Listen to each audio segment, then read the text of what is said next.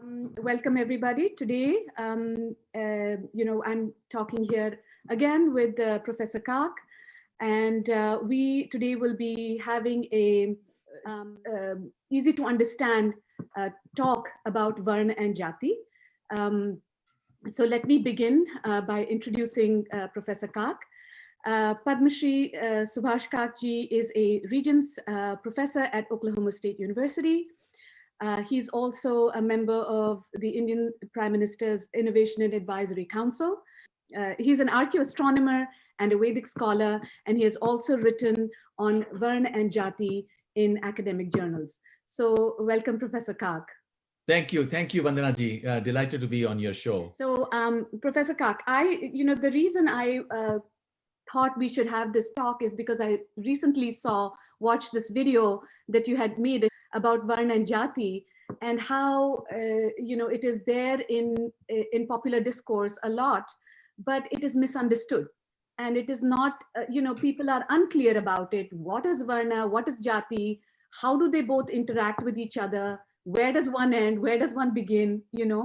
Those kind of things. So I thought it would be nice for me to, in a sort of question answer format, elicit your knowledge for all of us to understand. Absolutely. You're right. It's a question which has created a lot of confusion in India for a long time because people approach it from different perspectives. And there has been, since 1901, especially, conflation of these two notions of Varna and Jati. So they're not identical. I think that is the point that is to be understood. And once one does that, then everything falls into place and you realize that contrary to what we are taught in Indian studies departments in colleges and universities across the world, including the United States, India is not as different a place as other countries are. And that is the reason Indians are exactly like everybody else. That's the reason we Indians have no difficulty navigating our way in other cultures as well, because, we are all human beings are the same. That's right. Wonderful. So, I was just thinking about like how to frame this topic and just introspecting a bit. And I was thinking that every society and community has the need to manage its human capital, right? And in order to be, productive, in order to be efficient. And every society has their own system that they come up with based on their cultural context, on their environment and all of those things. And naturally, the Indic civilization also had its own way. And so, and that way actually worked very much in its favor, given that it was a very high GDP society. It was something that was flourishing, it was prosperous, it was vibrant, it was highly creative and highly productive. So tell us a little bit about the organic social organization of human capital that our Bharatiyas of yore had. You're absolutely right. Comparative economists say that India's share of the world GDP for a long, long time, certainly until 1000, was about 40%. And even after 1000, it stayed in the 30s till about 1800, when the British became dominant on the subcontinent. So India, you're absolutely right. It was a very productive civilization, productive not just in material goods, but also culturally. We know philosophy, science, literature, the arts. Look at all the amazing creations in stone, not just small sculptures. Each temple is a sculpture on a massive scale. So how did this happen? This is something that needs to be understood. And you're right, with its genius, every civilization has its own genius. The Indian civilization created a system where people who could participate in it depending upon their own individual talents and could participate usefully. And those, of course, who wanted to drop out could drop out and become maybe sadhus or whatever. So all kinds of things, there was place in it. But if you go back into history and you look at Arthashastra and other documents, you find that there were trainees, there were guilds. And so each guild, each Notes, Shreni. craft Okay. did, they negotiated. In fact, I was reading a very fascinating essay by this great Sri Lankan Indologist named Ananda Kumaraswamy, where he speaks about how in the crafts, in each village, it was the carpenter who who negotiated on behalf of every community. When the village, the products of that village had to be sold, so it was the carpenter who was the head. It was not, there was a whole system, and we need to get to know that system. And in fact, I think the understanding of the contributions of the craftsmen, of the people who have probably not gotten as much of coverage in textbooks as they should, and perhaps there has been too much of focus on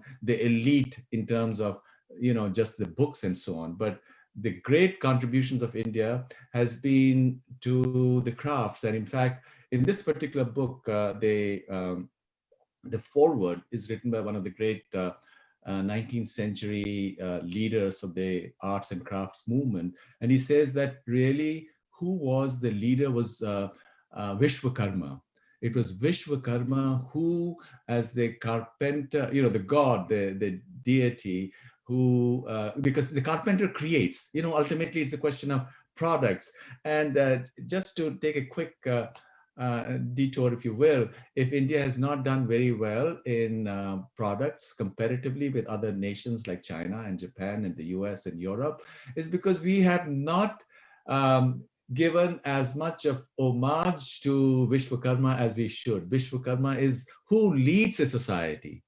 And I think, but of course, I'm all over the place here. The whole thing is that Indian society was organized into trainees, but there was also a connection between all these trainees. So the village knew how it could negotiate with other villages and with the wealthy who wanted to buy products. So who was going to negotiate how much would be paid? And that's where the head of that village, who used to be generally the carpenter, because the carpenter was putting things together, so putting things together was put at the top. So all those things need to be brought back into the discourse for us to have a proper understanding of the past. And without understanding the past, we don't have all the devices that we need now to negotiate the future. And that's because, the modern age for all societies has been disruptive. So we are not as connected to the past as people used to be all over the world. So we need, every generation needs to be taught once again what the past was. And I think that's where we have a challenge. Very, very interesting. So what are our texts which talk about Varna and Jati? Well, we go back all the way to the Rig Veda. Everybody speaks about the Purusha Sukta. The only place where Varna is mentioned in the Rig Veda is the Purusha Sukta. Now, of course, there are scholars who say that on linguistic grounds, perhaps Purusha Sukta is one of the later hymns. I don't know whether that's right or wrong, but that's not critical to the discussion. But we do have mention of Jati. Of course, the Jati is a familial lineage, right? This, you belong to this Jati, and this word Jati probably works in a kind of a recursive fashion, where you have you can, for example, speaking of myself, I can speak about my particular Jati, my whole family, but I can also say that I belong to the Kashmiri Jati, or the Indian Jati. So it is recursive in that sense. Okay. And so we have all kinds of texts, the Brahmana texts, the Puranas are full of individual stories. The great Mahabharata has all these stories of people from different family backgrounds, and some of them were, like Satyavati. She was a fisherman's daughter, right? And she is the grandmother to all the Pandavas and the Kauravas. So there were all kinds of people, and people would fall in love with this or that, and they get married, and then the family was taken forward. Understood. Okay, so let's come now to understanding what is Varna. Okay, now Purusha Sukta is this first famous, the great hymn, which is the most authoritative hymn. Even now, Purusha Sukta is chanted in all temples. One of the few, 5, 6, 10 of the Rigvedic hymns, which is chanted regularly. You go to any temple, including the Shiva Vishnu temple in Washington, D.C., you'll see that every Sunday people will be chanting it. So the Purusha Sukta says that the primal Purush is the Atman, symbolized as this person within each individual, right? Within each individual, as the Bhagavad Gita, which summarizes all the Vedic knowledge, says that the Atman resides within each individual. And it's the same Atman, which is sort of counter logical, but reality is not machine-like. So logic works only that far. So Purusha Sukta says that the Purush. Let me interrupt you for 1 second. So Purush Sukta doesn't necessarily mean Purush as in male. Absolutely. This is a wonderful point, because when I had written something on it and a man wrote to me on Facebook, direct message, and he was very worried. He says, what is this? What about women? Do they also, how do you explain women? Purush is a symbolic representation of Atman. So everybody has the same Purush, right? Male, female. So it's the self. Purush is the self, right? And the self, or Atman is the self. And this is where I want to just quickly bring the concept of understanding the language of Sanskrit in its appropriate context, because context-wise, the words can have different meanings, correct? Absolutely. That's a wonderful point, that the same word can mean different things based on what the context is. And so you have to understand the whole history, the whole background to the use of the word Purush. Purush is the same. Purush is supposed to be as big as a thumb, for example, right? And which means it's very small, it's within. Or you go to the Upanishads, they say it's as small as you can imagine, or as large as you can imagine, right? In Ishavasya Upanishad, for example. So it's the entire cosmos. It's Brahman, which is the entire cosmos, but it's also the self. And this is the mystery of reality, where what India has done is absolutely incredible, because this wisdom has guided the most wisest people all over the world, including some of the greatest contemporary scientists. So to come back, every sentient being has Purush within them. Now, later on in the Purusha Sukta, what the hymn says is that from the mouth of the Purush within each individual sprang the Brahmans. From the arms sprang the Rajanyas, who are the Kshatriyas. Rajanya is one term equivalent. From the thighs sprang the Vaishyas. From the feet sprang the Shudras. So he's talking about the cosmic Purush, which means that there are in every society, a society taken together is organic, right? It's integral, taken together. But every class is separate in its function, right? So there would be a function of tasks or jobs, if you will, where there would be emphasis on what has been generally associated with the work of the Brahmins, which means working, firstly, thinking about the mystery of the Brahmand, right? Or to do various activities related to teaching and education, right? So that is it. Rajanya is, of course, you also have to protect, you have to do things. So that is the Rajanya's work. Or Vaishya is the general population, which is doing various things, accumulation of wealth, this or that, transactions. Vaishyas do transactions. And Shudra is service, all communities which do service. And these are all organic. It doesn't mean that one is inferior to the other. Vishnu is supposed to reside in the feet. And the interesting thing here is that the only way to knowledge, even in the scientific field, in literature, in poetry, as a creative person, is through service. And this is something that people don't know. People think that, well, here I've read my Gunta Grass, or, or this author or that author or the latest poetry, and now I can do that. No, you have to dedicate yourself. You have to let go, which is where service comes in. And unless, the great Russian writer Anton Chekhov, he was a doctor, and he was assigned to small villages in Russia. So he had no access to conversation with others. So, and that's how, you do literature in a community. People talk and you copy from each other in a certain sense. So what he did was, when these magazines would arrive, he would take these stories by masters and rewrite them. So through that, he set up a system of service. This is serving the other masters. And that's how he internalized all the wonderful expressions. And he's one of the greatest writers who has ever lived.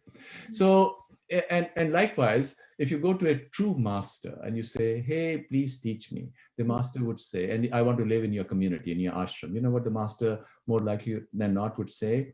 He would say, okay, work in the kitchen, or work and do the gardening first.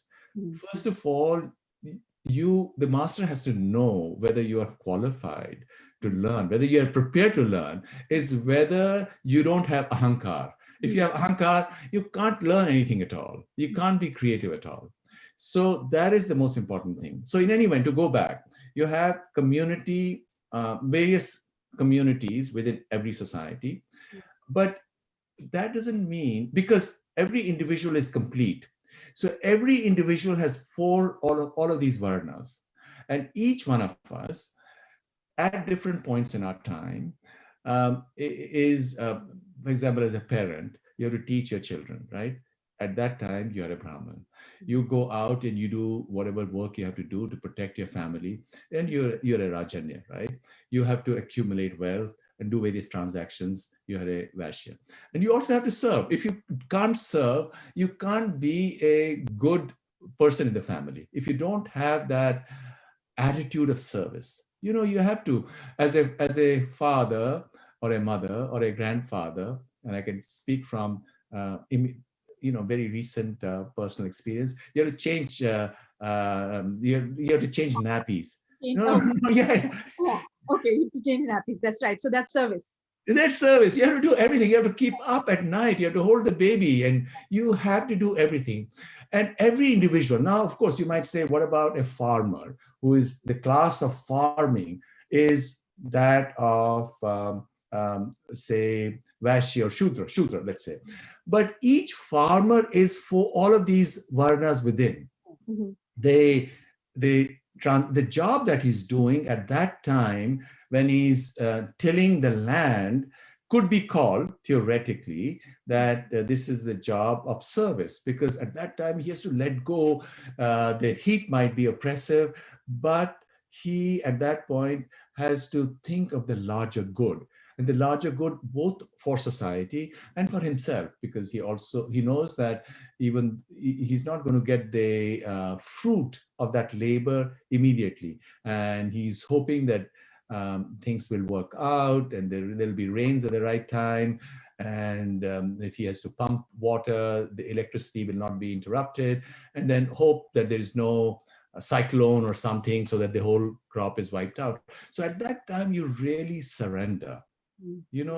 Service is surrender. In Yoga Sutra also, it says one of the niyams is Ishwar Pranidhan.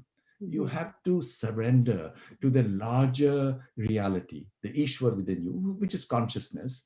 Shiva, Ishwar is consciousness, that you trust that things will work out. Because if you don't trust things will work out, there are so many fears which can oppress us. Every day, anything can happen. So you have to believe. That's what service is. Service is not something to be derided.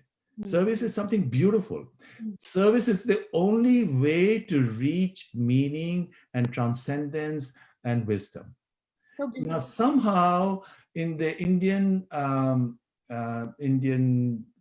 narrative, if you will, over the last 40, 50 years, somehow maybe because of the feudal order. India has gone through some very tough times. There are people who used to be killed for no reason. So what came about, because I remember when I was young, smart kids would say that, look, when I get a job, I will not work, I'll fool my boss. मैं तो कुछ करूंगा ही नहीं, लेकिन मैं ऐसे करूंगा कि उसको मालूम नहीं होगा कि मैं कुछ नहीं कर रहा हूं. Not doing something was considered very smart. Or even now, not doing something that you're very clever, that you can get away not doing anything at all. But that's not what the whole system says. The whole system says that you should be dedicated. It doesn't matter, because everything is yoga.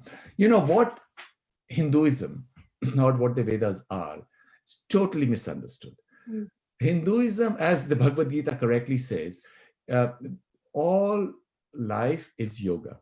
It's either Jnana Yoga or Karma Yoga or Raja Yoga or Bhakti Yoga, whatever. So Hinduism is yoga in practice. The other darshanas are analysis. You say you are doing Sankhya or you're doing Vaisheshika. That's all analysis. Or Vedanta is analysis. But real lived life is yoga. And what does yoga rest on? It rests on yamas and niyamas. It rests on ethical foundations. And one of those ethical foundations of these 10, the 5 yamas and the 5 niyamas, is Ishwar Pranidhan, right? Is surrender. And that surrender is service. So in any event, every human being has all these 4 varnas. And varna means color. It also means outer clothing. So, depending on different moods, suddenly a mood can come upon you and you say, hey, I want to cook for the entire family. So that means you are doing the job of a Shudra. Absolutely. Or then you say that, well, maybe I want to read a book. So that's a different mood. And it's true. These moods are separate. We are, you say, I'm the flow, I want to do this, or I want to go and do shopping. You can't explain why you want to do that. Or in human relationships also between, one individual, another individual, different moods can arise, which leads to different actions.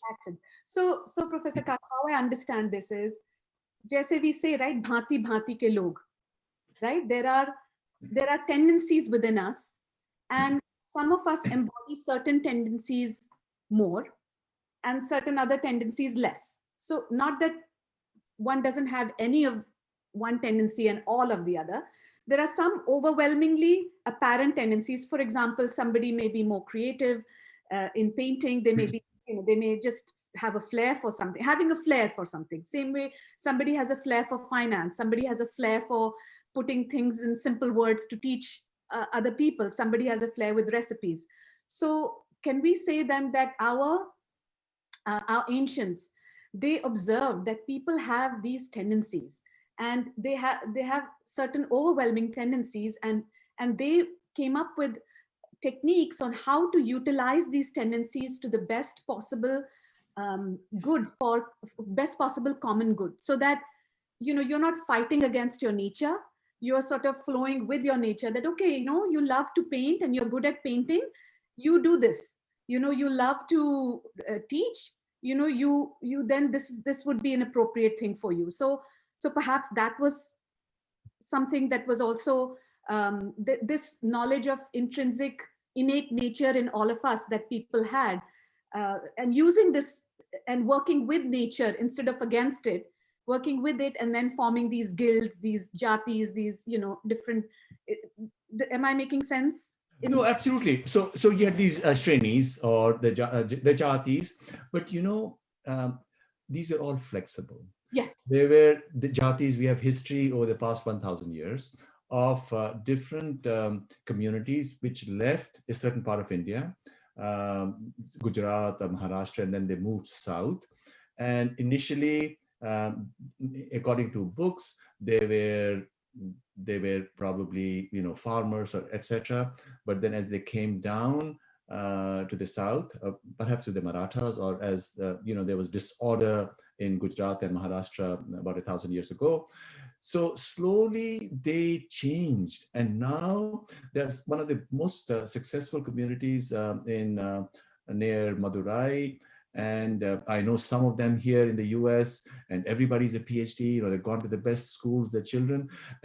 But 2 generations ago, they were all weavers. And now they say they are Brahmins. So as a community, you can be dedicated to this or that. But that doesn't mean that individuals within the community don't have all the 4 Varnas. Yes. So this is, I think, a critical point, which has not been discussed in the literature. Somehow people believe that you're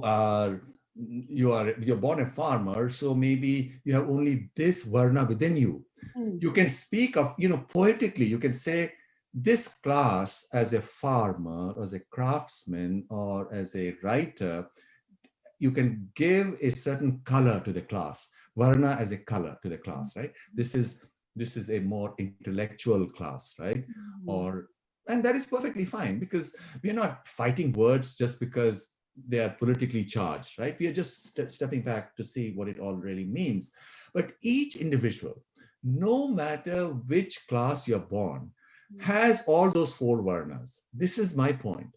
Yes. Every individual, because each individual has Purush, each individual, the same Purush with its infinite potential. So each individual has infinite potential. But Vandanaji, I totally agree with you. We are also born with certain tendencies, each one of us, and we don't know why. And of course, you can talk of the theory of karma and so on, and that's a complicated issue. But also the sanskars that we receive during our childhood, they are very critical. The first 2-3 years, how we are brought up, and then later on also. So those sanskars mold the individual. Can be roughly translated to impressions, culturing. Impressions. How you're cultured in your family, in your society, in your nation, in your community. Absolutely. Sanskars are habits that you inculcate based on how you've been raised, and certain tendencies that you come with. That is also true, because we know that in the same family, and you can look at any number of families, you'll see siblings have different personalities, even though they were probably raised the same way, not identical, because their parents were of different age when these kids were born, but still you see that one of them is an artist, another one wants to get into finance, another one is a politician, or this or that. So that's because then, as you rightly said, perhaps the balance varies. The balance of the Varnas, because, okay, like the primary colors, and you put them together, and then they give you, but having said that, the important point which has not been emphasized, I believe, even in many of the academic books, is that each individual, these classes, if you will, within the individual, are unique. In other words, you are either in a mode of service, and when you are truly in a mode of service, you're truly letting go. It's not a mixing of colors. You see that? And this is a very important point. So when you're truly in serving, when you're truly serving, that's where bhakti comes in. Bhakti is true service. And I think going all the way to the Alvars who arose in Tamil Nadu and so on, and the bhakti movement then, of course, went up. This amazing wisdom, and that is the wisdom that you have to embrace service, because now the Shudra is a politically charged word now. People would say, hey, what is this? But truly what we are talking about, service and letting go, and that is bhakti. So bhakti yoga is ultimately associated with that tendency that all of us have. If we love serving, and I think service is a beautiful thing, right?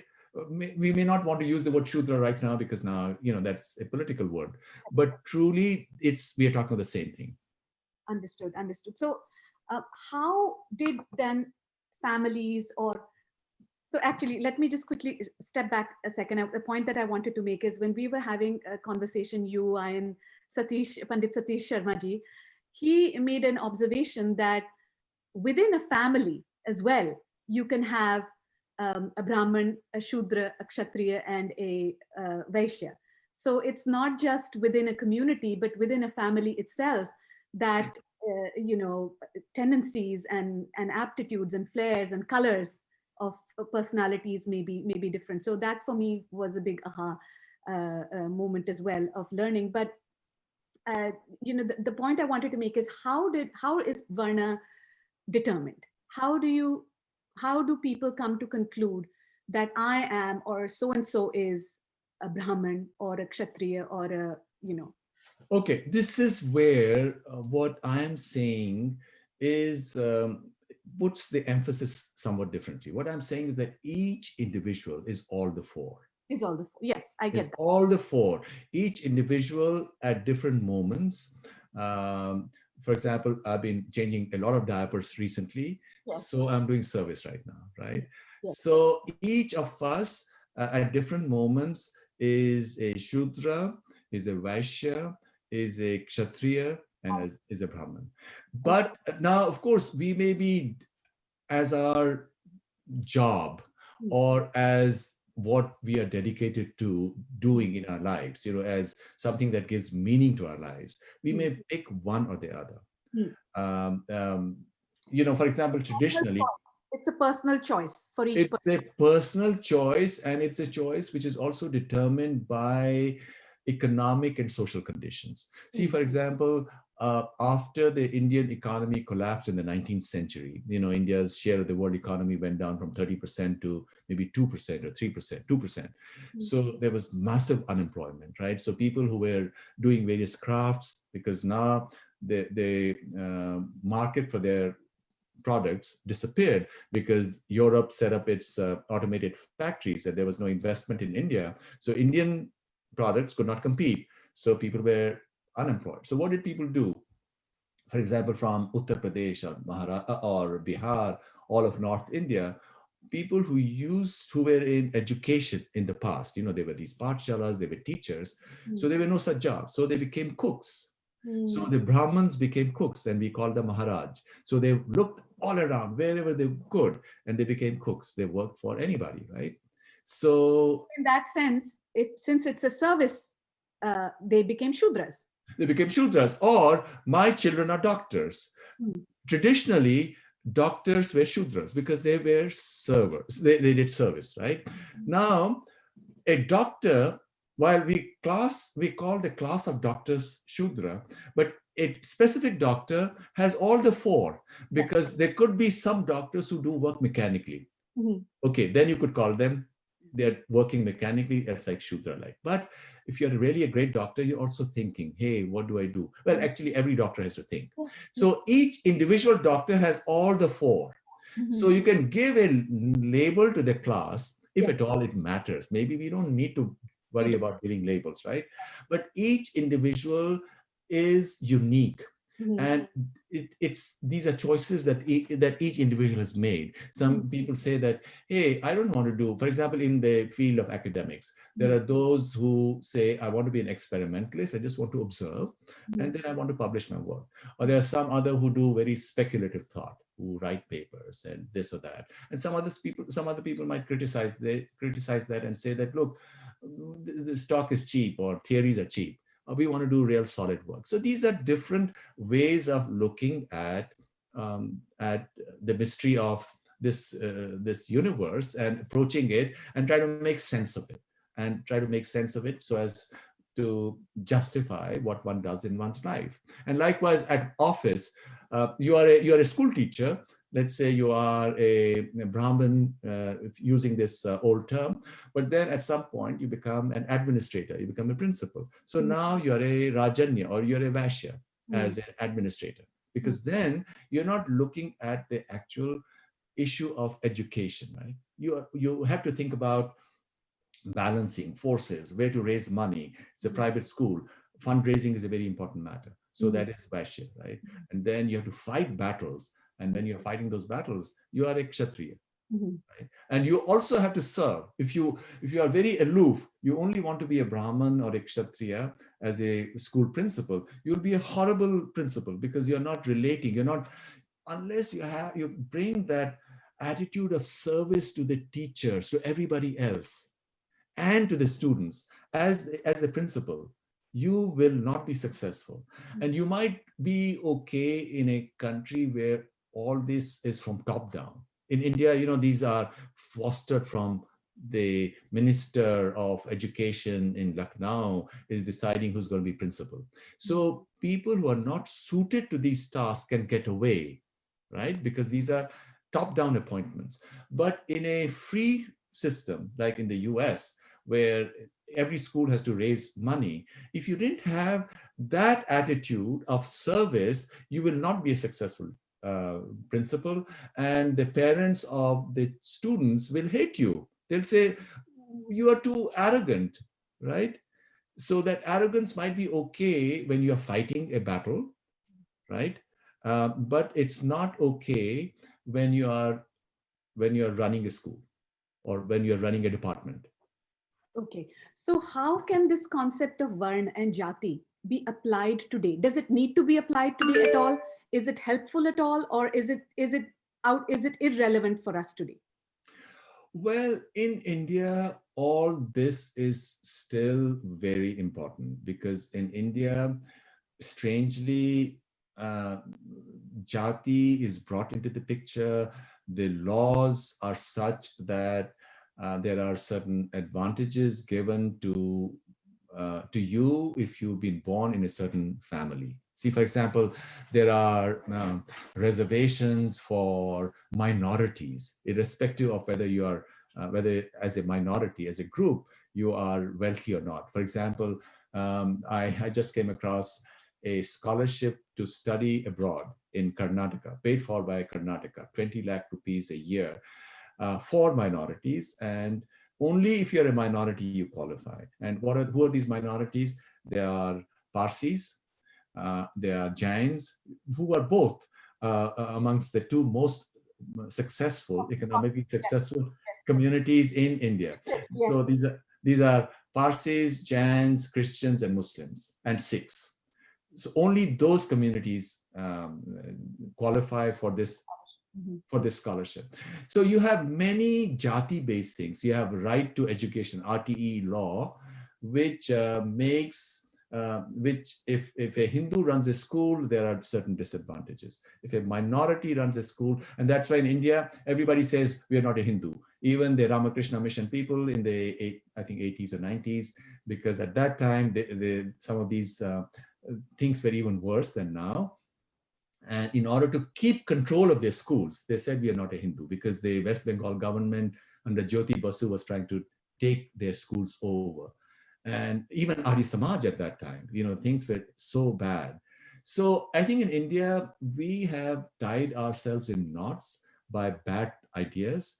And these bad ideas were part of um, the ideas that the West used, the colonizing force used to control India.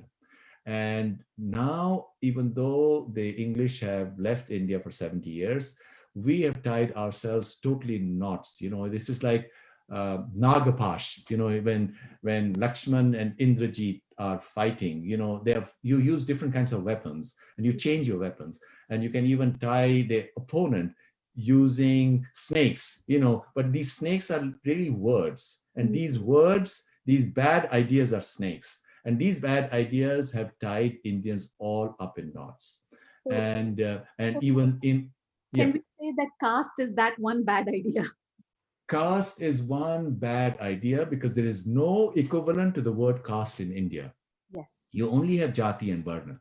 Mm. But now, because it's an idea, and Indians are as smart people as any people in the world, and they know it's not the same as Jati. So now, if you're in a train in Delhi or somewhere else in UP, you'll hear some villagers talking about caste.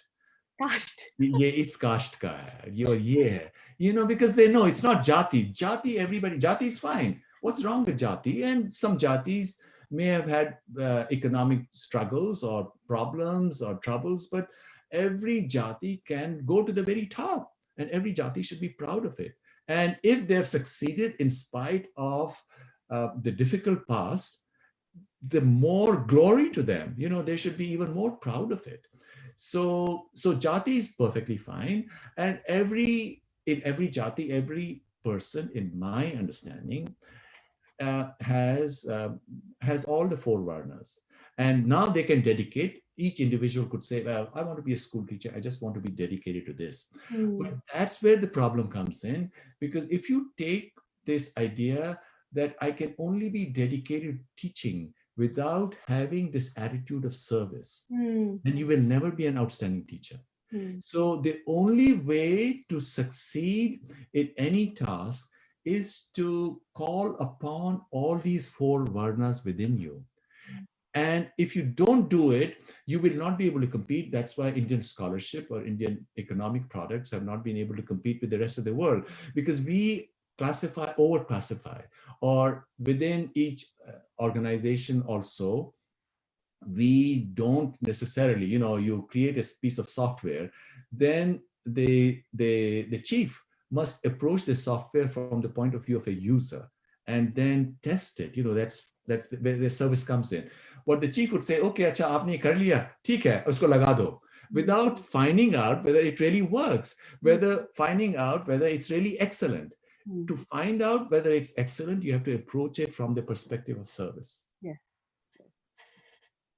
Beautiful. That is really a learning for me, Subhash. I haven't thought of Varna in that sense, that we like to think of them as distinct categories, and in a way they are distinct, but every person needs to call upon all of these distinct qualities within themselves to be able to be a useful and productive member of society.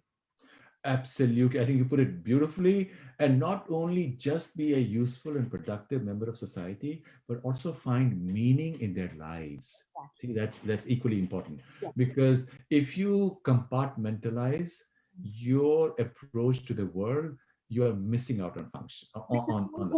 You become more whole, right? When you become more whole. If you think, hey, I'm only an intellectual, I only believe in Jnana Yoga, you can never obtain Gyan without bhakti. Never, never. Or you can say, hey, I don't believe in any ritual, it's all hateful.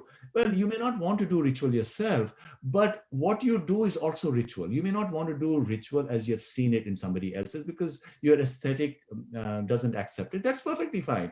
But ultimately, everybody has to have some discipline. You need bhakti, you need some discipline, which is what ritual is. And then you need some ownership of what you're doing. That's right. And only then, and that is Kshatriyahood. Every human being has to call upon that as well. And only then can you get yoga. And this is something that you see also when you're actually doing yoga, when you're doing tantra, you're going within your body, you're doing various, practices, you see that you have to call upon everything. And without that, your understanding shall not be complete. And if your understanding is not complete, then you're unhappy, and you're unhappy because you've gotten stuck. You can only go that far. You can truly not be able to fly, which is what, I'm very fond of using that image. Each human being is actually supposed to fly, to be able to fly, to soar. And Yoga Sutra, the fourth, Kaivalya Pad, the idea of Kaivalya is flying in flight, like a bird. A bird is happiest in flight. We are like birds, but we are caged birds. We are caged by bad ideas. And in order to fly, we must break that cage. And this word caste is one of those cages. So how can India, what is your recommendation? How can India break this caste cage? Well, it is education. It is affirmation to tell everybody, look, everybody has the same Purush. I think this is the most important thing. This affirmation, lack of affirmation works two ways. There are those who may have lived in privileged circumstances in the past, who now say that no, only we have the capacity to do all of this and somebody else doesn't. That is totally wrong. Every human being, every child who's born is beautiful, has all the potential. So we need to, first of all, reaffirm it to everybody and say that every human being has the same potential. But of course, and we must not deride any particular thing. To be a farmer, or to be a gardener, to be a painter, to be at doing service is beautiful. People who do service realize that, bhakti is the most beautiful thing. Service of others is the most beautiful thing. And to somehow, And actually, I feel they are the most happy people too. absolutely, because they're more in touch. Yes. Because most of us is service, right? We must do service. And this is not to be talking from top down and patronizing. No, no, this is not being patronizing at all. Each one of us has to see that part of our lives. It's only when you're in service, when you let go. Kena Upanishad has a beautiful statement on this, that those who think they are doing it, they don't know it. Those who think they know it, they don't know it, right? Because when you let go, you join the river midstream where the current pushes you. Then you are a part of the larger current. And that's where the ahankar goes away. So I think the problem in Indian society is this huge ahankar that a lot of people have. It's this pride. I think in order to succeed as a nation, people have to let go, individuals have to let go of that pride. And it's only when you embrace everybody as an equal, that's when you realize there's that beauty to that equality. And that's what makes you distinct. And that's when you have really risen. So unless they get this psychological point, they will both be unhappy. Arrogance or pride doesn't buy you happiness. And besides, if you're arrogant, you can't even be creative. Then you can only work in a bureaucracy, and you can be a part of that bureaucratic chain like a machine, like a cog in a wheel. But all right, that's a useful function, but that can only take you that far. Yeah, it's And unless very limited purview of application. right. Yeah. So, so we talked about Jati, we talked about Varna. What about the concept of Harijan? There's so many of these terms: Harijan, Dalit, the Avarnas. Uh, how did these terms come into place, and what relationship do they have to Jati and Varna?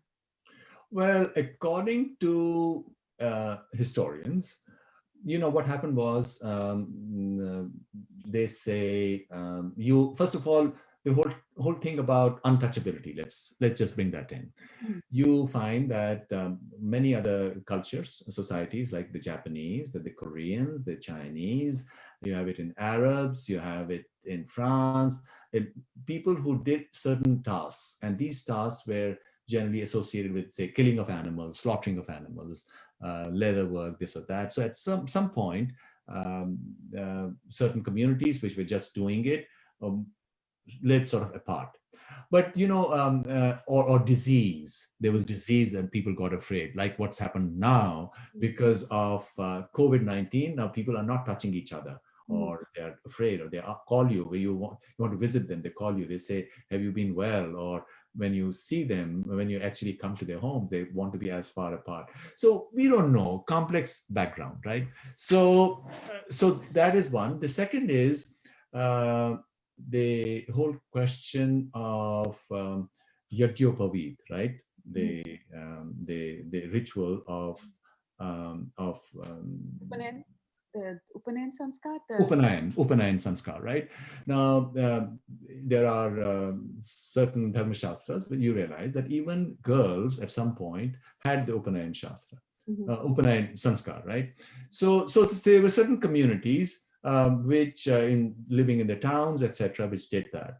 But I think all of this should be completely made open, right? If you want to, if you think you like this aesthetic of the Upanayan Sanskar, then boys and girls and from every community should have total share of it. In fact, I can tell you from a personal angle, my daughter also had her Upanayan Sanskar. We had that Upanayan Sanskar in Washington, D.C., in fact, at my younger brother's place, where all the daughters in the family also, together with the boys, had their Upanayan Sanskar. And it was done. It was done. So every community, now somebody might say, and there are many people who say, well, we don't have to do it. Fine. You know, the Vedic river is more than any of these specific things. Yes. So you don't have to do the Upanayan Sanskar. Now, this is something that was done because there was a certain aesthetic beauty to it. It brought the entire family together and their relatives and their villagers. And so it was another thing to celebrate because, as you know, Indian society was all about celebrations. Every week there was a celebration, some festival, right? So, all right. So if you don't want to do it, fine. That's great too. But if you like all that aesthetics, so you do that. And so now the Dalits were these communities which were traditionally became very impoverished. And a lot of that impoverishment took place in the 19th century when the economy collapsed. And prior to that, what had happened was that there were when there was a lot of violence in North America, North India, and maybe in South India as well. Certain communities were taken prisoners, they were enslaved, right? You had Islamic forces coming in, and certain where they were enslaved. And then at that time, one of the protections that people had was that if you give in even a little bit, then you'll be out. So that Jati thing was a source of protection. See, for example, I know even in 1947, when the Pakistani raiders came to Kashmir, so the first thing that they would do if they didn't kill the Kashmiri Hindus was that, okay, now you have to eat beef or you have to do this, right? So once you have done that, now this person will not become a part again of the society, right? So this is what made certain communities get left out. And so we need to bring them in. Some of them were soldiers. Some of them who are now the Dalits were the most brave parts of the communities who fought. But then because they were made to do certain things. And I think that was the weakness of the society. But I think what had happened was they thought they were so physically in a difficult position to protect that it was this firewall, so to speak. It was a defense mechanism. It was a defense mechanism. In the face of so much onslaught, they tried the best way possible to protect their culture, their traditions, and their, so. Which is, I've often wondered, Jauhar, for example, thousands, Jauhar in Rajasthan, thousands of women and children and men would walk into the fire and kill themselves before imminent defeat. But just imagine, has anybody written a book on what went through the minds of the women? That they chose to do that versus stay alive. So versus stay alive and be taken into harems and so on and enslaved. Because if you read those, the first invaders, Ghazni, etc., they would go back with tens of thousands or hundreds of thousands of slaves who would then work in the families of the people, the soldiers who had come in from Afghanistan or from Central Asia. So rather than choose that life, they chose death. And so to come back to the question of Dalits, so it's that history. So we clearly, everybody is equal. I truly, truly believe in it. Every human being has the same Purush. Every human being. That is our ethos too, Subhash, right? That it's all the same Brahman, right? It's all the same Tattvamasi. We don't say that Shudra is not Tattvamasi. We don't say that Kshatriya is not Tattvamasi. We say ultimately all of us are going to be whole, and that is the purpose of life, to teach us that, right? Yeah, right. Yeah. All of us are whole. Are whole, yes. Are going to be whole. Yes. It is because we don't know who we are. Forgotten, yes. We have forgotten. Yeah, and this is the recognition of oneself. Shivoham. I am Shiva. Every human being is Shiva.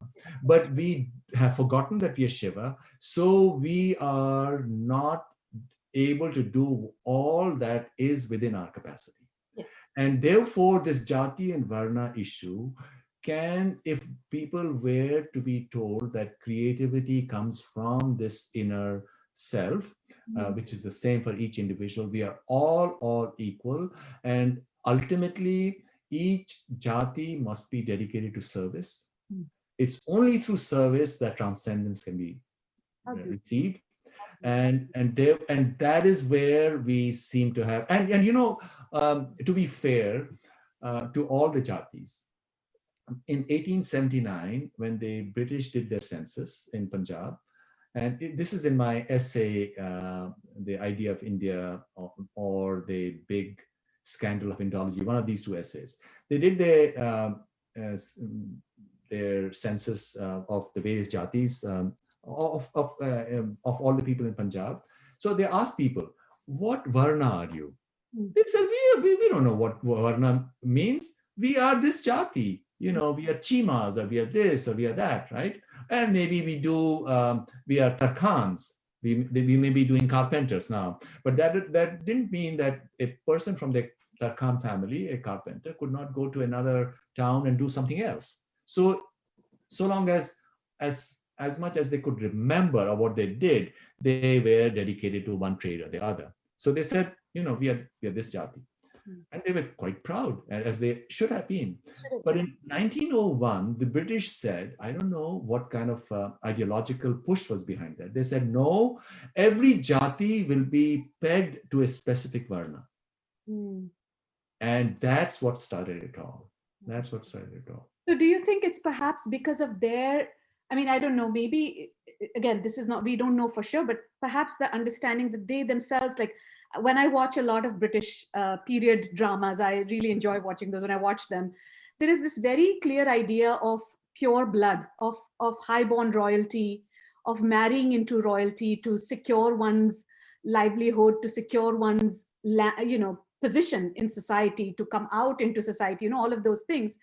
That perhaps they took that idea of highborn, lowborn, and then they, to make sense of what this new place that they came, and they saw a society that was, they were trying to make sense of it, perhaps purposely, perhaps just based on whatever best understanding they had from their society. They came and they mapped it here, and that's when all craziness happened. Well, I think it was more complicated than that. That was certainly a factor, because in Europe also, if you were royalty, you didn't marry down, and so there was all of that. Yeah. That was one factor, one lens. But I think Indian society was so complex. They didn't know what to make of it. And you had all these Jatis, and each Jatis, even the poorest one, had their own teacher, had their own priests. They had their own ritualists. That's true even now. You know, you go back in the Jati hierarchy, if you do believe in that Jati hierarchy, the ones at the very bottom also have their own priests, have their own ritualists. So it's not that, that it was a kind of a four-tiered thing. Yeah. The other thing is that what sociologists have discovered now, and this is what I do discuss in some of my academic essays. I wrote one for an anthropological journal called Mankind Quarterly in 1993 called Understanding Caste in India. So what sociologists have now discovered is that, look, there is no hierarchy, unlike, maybe hierarchy in Europe, where certainly the royals sat at the top. In an Indian village, the Brahman family, if you use the same term, and clearly, people in different families identify with certain different Jatis, it doesn't sit at the top. That's totally false. It's the wealthy family, it's the landowner who sits at the top. The Brahman is it's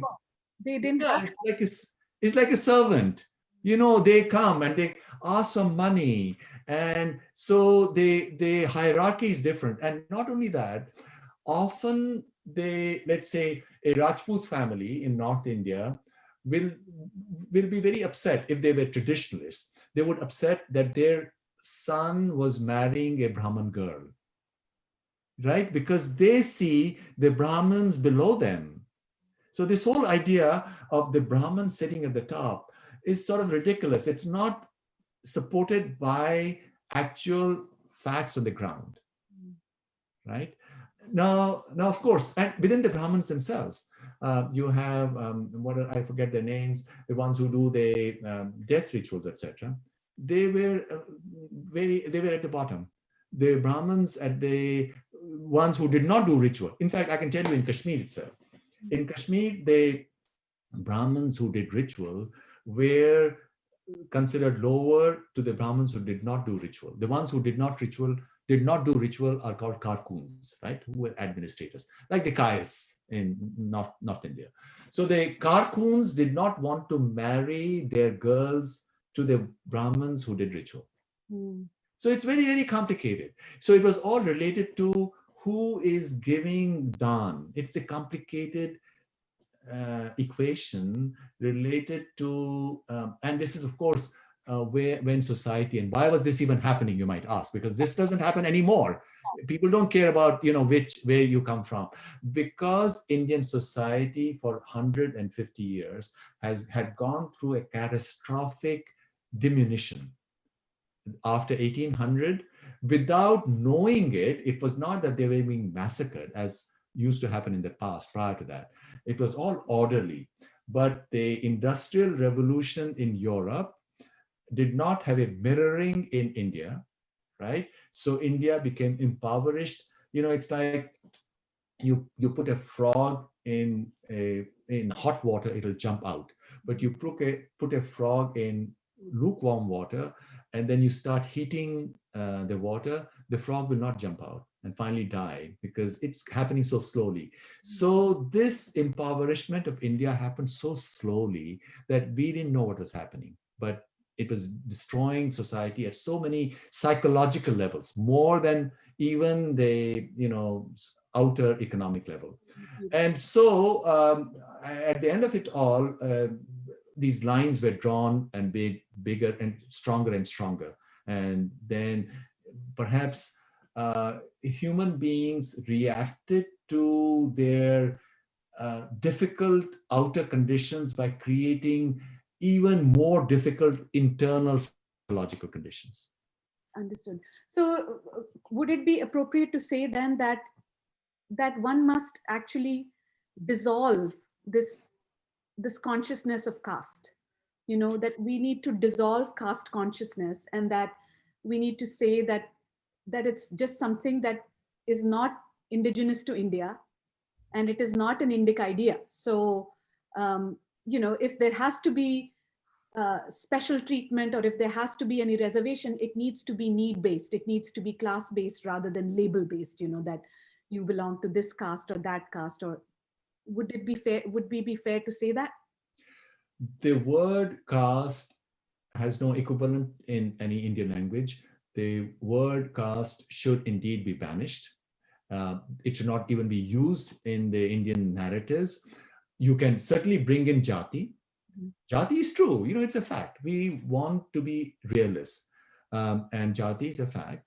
And certain jatis have been traditionally lived in very strange situations, and they need to be helped. You need to have affirmation or affirmative programs for that. Now, what about Varna? I think the conflation of Varna and Jati is ridiculous. It's horrible. That should be stopped.